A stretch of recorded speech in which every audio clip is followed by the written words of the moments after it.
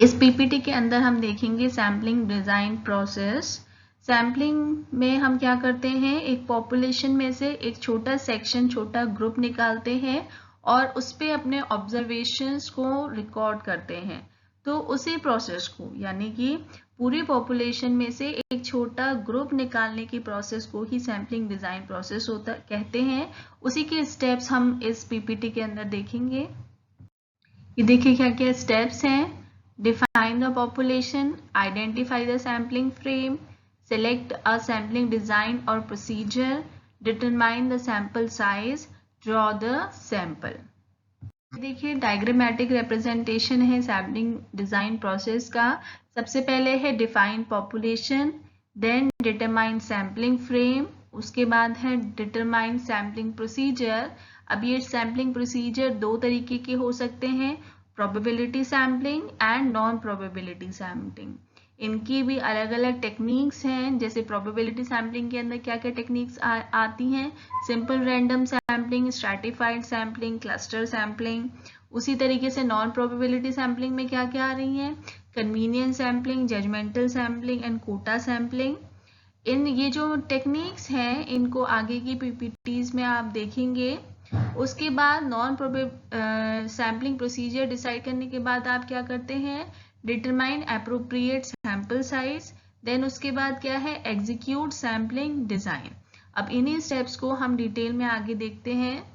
इसमें आप जो चीज देखते हैं वो देखते हैं कि किसको आप सर्वे करना चाह रहे हो। जो भी आपका रिसर्च टॉपिक है उसके लिए आपको जो इंफॉर्मेशन रिक्वायर्ड है वो किन किन लोगों से आपको मिल सकती है, उन लोगों में क्या क्या कैरेक्टरिस्टिक्स होने चाहिए।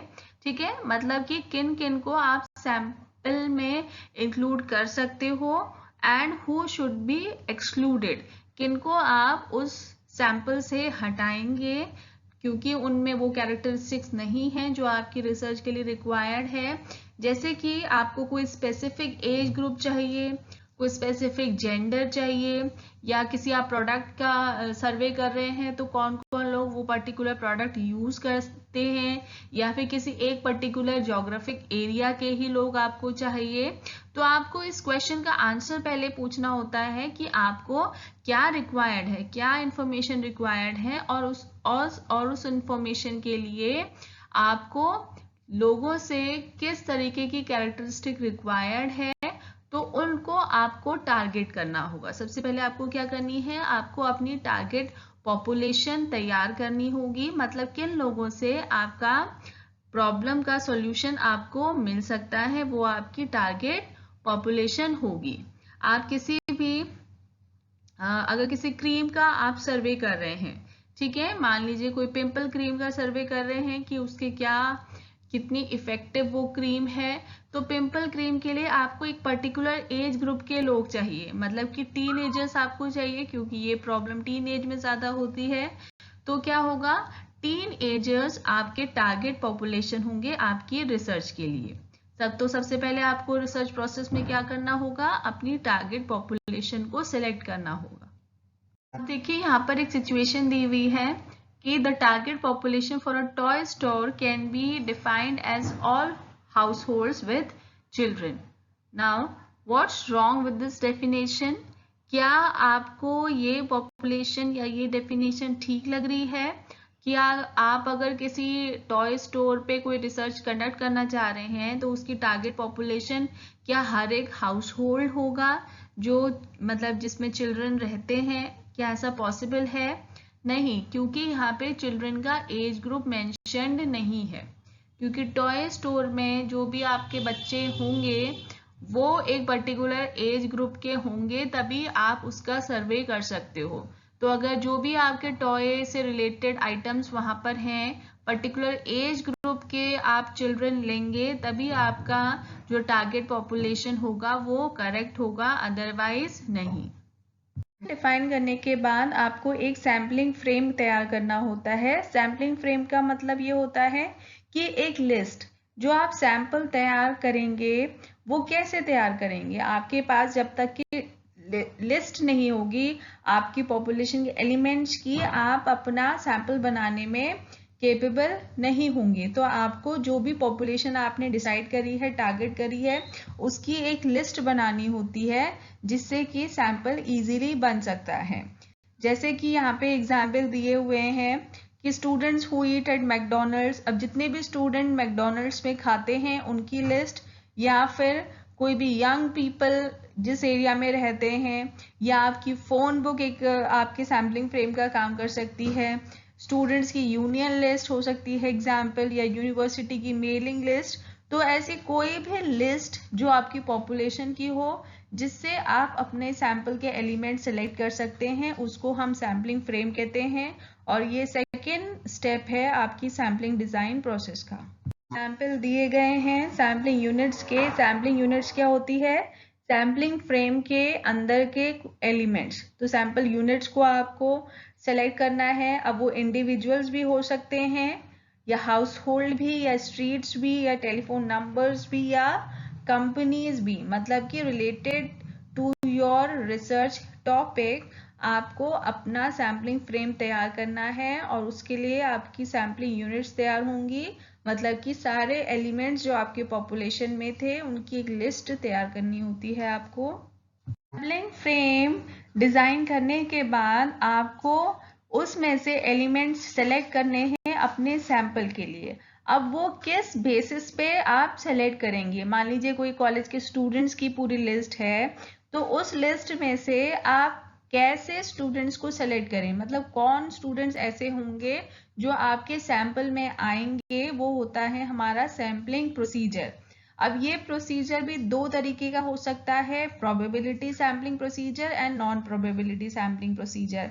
ठीक है, इसमें प्रोबेबिलिटी सैम्पलिंग प्रोसीजर में क्या होगा, जो टोटल नंबर ऑफ एलिमेंट्स हैं पॉपुलेशन के, उनके हर एक एलिमेंट के पास बराबर चांस है कि वो सैंपल में इंक्लूड हो पाए।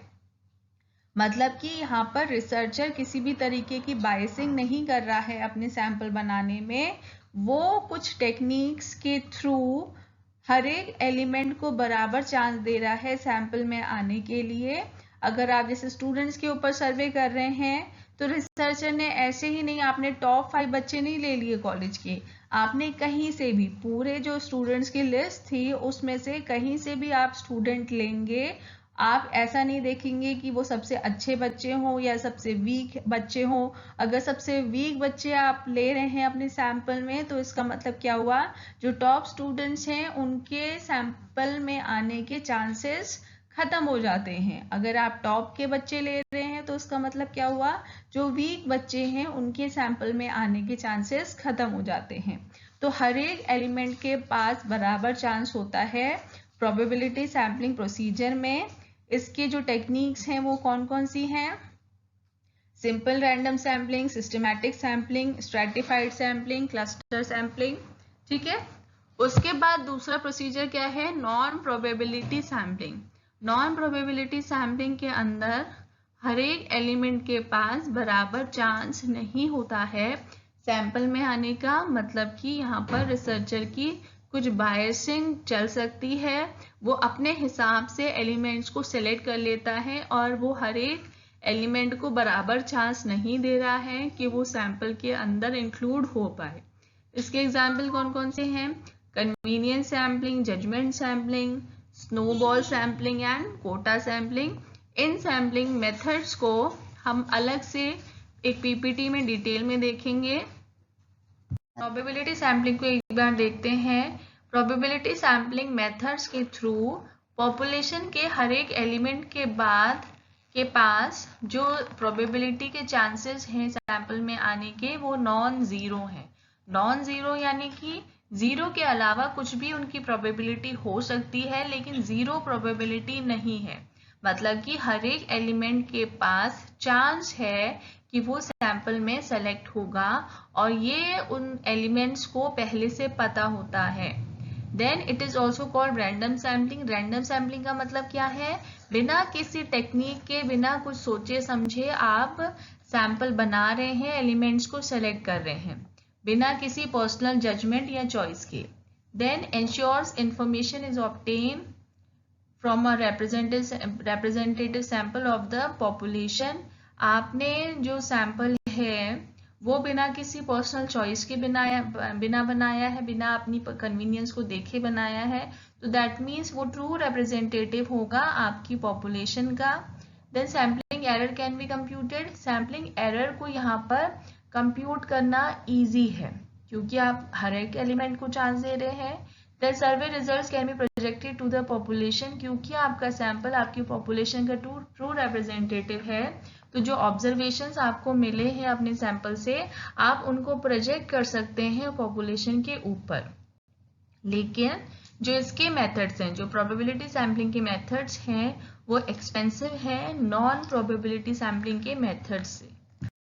नॉन प्रोबेबिलिटी सैम्पलिंग प्रोसीजर में क्या होता है कि यहाँ पर हर एक एलिमेंट के पास बराबर चांस नहीं है। दैट मीन्स कुछ एलिमेंट्स के पास 0 प्रोबेबिलिटी है कि वो सैंपल में आ पाए। मतलब क्या हुआ, कुछ अपनी पर्सनल चॉइसेस के बेसिस पे, अपनी पर्सनल जजमेंट के बेसिस पे रिसर्चर सैंपल बना रहा है, तो वो कुछ एलिमेंट्स को चांस ही नहीं दे रहा है, मतलब उनको 0 प्रोबेबिलिटी है कि वो सैंपल में आ पाए। Information is obtain from a non representative sample of the population. जब उसने अपनी पर्सनल जजमेंट के बेसिस पे सैंपल बनाया है, तो इसका मतलब क्या होगा कि वो जो सैंपल बनाया गया है वो पॉपुलेशन का ट्रू रिप्रेजेंटेटिव नहीं हो सकता है और उसमें से एक्यूरेट इंफॉर्मेशन मिलने के चांसेस कम है। और सैम्पलिंग एरर यहाँ पे कंप्यूट करना डिफिकल्ट है और आप उन सैंपल के रिजल्ट्स को आप पॉपुलेशन के ऊपर प्रोजेक्ट नहीं कर सकते हो, क्योंकि वहाँ पर सैंपल जो है वो ट्रू रिप्रेजेंटेटिव नहीं है पॉपुलेशन का। एडवांटेजेस भी है नॉन प्रोबेबिलिटी सैम्पलिंग के, जैसे कि ये चीपर है कंपैरेटिवली। ये प्रोबेबिलिटी सैम्पलिंग मेथड्स से थोड़ा सा चीपर, इकोनॉमिक होती है और फास्टर होती है, ठीक है, क्योंकि आप कोई टेक्निक्स यूज नहीं कर रहे हो, आपने पर्सनल चॉइस के बेसिस पे, कन्वीनियंस के बेसिस पे आपने सैंपल बना लिया, तो ये थोड़ा सा फास्टर भी होगा। Then reasonably representative if collected in a thorough manner. लेकिन अगर आप थॉरो मैनर में, मतलब थोड़ा ज्यादा ध्यान देके इस तरीके का सैंपल बनाओगे, तो ये भी अच्छा रिप्रेजेंटेटिव हो सकता है। देखिए प्रोबेबिलिटी और नॉन प्रोबेबिलिटी सैम्पलिंग टेक्निक्स में जो नॉन प्रोबेबिलिटी सैम्पलिंग के मेथड्स हैं वो कम टाइम लेते हैं और कम एक्सपेंसिव है in comparison to probability sampling methods. और क्या है, नॉन प्रोबेबिलिटी सैम्पलिंग के जो ऑब्जर्वेशंस हैं आप उनको प्रोजेक्ट नहीं कर सकते हो पॉपुलेशन के ऊपर, लेकिन कर तो सकते हो लेकिन उतना एक्यूरेटली नहीं। लेकिन जो ज्यादा एक्यूरेट रिजल्ट्स आएंगे वो किस में, वो आएंगे आपकी प्रोबेबिलिटी सैम्पलिंग मेथड्स में। फिर क्या लिखा हुआ है, लेकिन इन प्रैक्टिस ऐसा नहीं है कि इन टेक्निक्स को आप यूज नहीं करते हो। मार्केटिंग रिसर्चर्स हमारे जो हैं वो नॉन प्रोबेबिलिटी सैंपल्स को यूज करते हैं अपने रिसर्च के लिए। नेक्स्ट जो स्टेप आता है उसमें आप डिटरमाइन करते हो कि आपका सैंपल साइज कितना होना चाहिए, मतलब आप जो पूरी पॉपुलेशन में से एलिमेंट सेलेक्ट कर रहे हो वो कितने एलिमेंट्स आप सेलेक्ट करोगे ऑब्जर्वेशन के लिए। देखो वैसे तो हम मान के चलते हैं कि जितना बड़ा सैंपल होगा उतना ही आपके एरर्स के चांसेस कम होंगे, लेकिन वैसे क्या होता है कि जितने भी एलिमेंट्स आपने अपने सैंपल में लिए हैं वो ऐसे होने चाहिए जो आपकी रिसर्च की रिक्वायरमेंट है उसको फुलफिल करें, मतलब इतने कम ना हो कि जिससे आप कोई कंक्लूजन ड्रॉ ही ना कर पाए, या अननेसेसरीली बहुत बड़ा सैंपल भी ना हो जो सिर्फ एक वेस्टेज ऑफ टाइम ही बन जाए, ठीक है। उसके बाद क्या है, कुछ फैक्टर्स हैं जैसे पॉपुलेशन का नेचर कैसा है, आपके रेस्पोंडेंट्स किस तरीके के हैं, टाइम और फंड्स की अवेलेबिलिटी कैसी है, वो सारी चीजें भी इफेक्ट करती हैं आपके सैंपल साइज के डिसीजन को। अब लास्ट स्टेप आता है आपके सैम्पलिंग डिजाइन के एग्जीक्यूशन का। आपने सारी चीजें कर ली हैं, टारगेट पॉपुलेशन डिसाइड कर ली, सैम्पलिंग फ्रेम बना लिया, कौन सा सैम्पलिंग प्रोसीजर यूज करेंगे वो डिसाइड कर लिया, सैंपल का डिजाइन सैंपल का साइज डिसाइड कर लिया है। अब इस सारी चीजों को एग्जीक्यूट करने की बारी है, मतलब कि इम्प्लीमेंट करने की बारी है, ठीक है। तो सारी चीजों को वर्कआउट करना होगा, सारे एलिमेंट्स को आपको इंक्लूड करना होगा और ये सारा भी आपको सोच के रखना पड़ेगा कि अगर नॉन रिस्पॉन्स की कंडीशन आती है, अगर आपने कोई एलिमेंट इंक्लूड किया था सैंपल के अंदर और वहां से आपको रिस्पॉन्स ही नहीं मिला है, तो उस कंडीशन में आप क्या करेंगे। तो ये सारी चीजें भी आपको पहले से डिसाइड करके रखना होगा, क्योंकि उस पर्टिकुलर एलिमेंट को आपको रिप्लेस करना होगा, मतलब कि आपको और इंफॉर्मेशन की रिक्वायर्ड होगी। तो ये थी आपकी सैम्पलिंग डिजाइन प्रोसेस।